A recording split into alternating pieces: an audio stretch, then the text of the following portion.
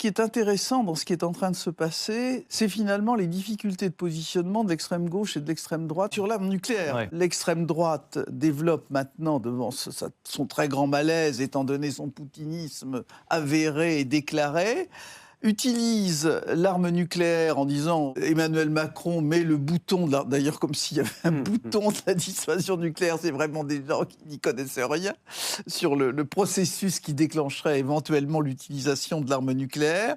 On va confier le bouton nucléaire à l'Allemagne. Évidemment, il n'en a jamais été question. Tout ça sur un fond pour discréditer les propos du président de la République. Les Russes sont sur les Champs-Élysées, Macron dit n'importe quoi, etc. Évidemment, l'arme nucléaire, elle est un des éléments de la stratégie qu'on sent d'ailleurs se développer, de la nouvelle stratégie de défense et de protection de l'Europe. On ne peut pas imaginer que si Vladimir Poutine décide d'avoir une politique expansionniste avec l'aide de Trump, d'avoir liquidé l'Ukraine, il va évidemment s'attaquer à d'autres cibles territoriales, que ça n'aura pas une influence sur la France et nous amener à reviser cela. Alors quant à l'extrême gauche, elle c'est simple. C'est qui l'extrême gauche? Vous parlez des Insoumis de LFI.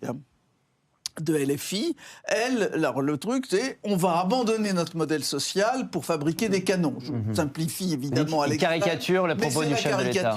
Et ce qui me sidère dans ce débat, c'est le côté extrêmement caricatural de deux forces politiques qui finalement n'ont jamais réfléchi à ces questions.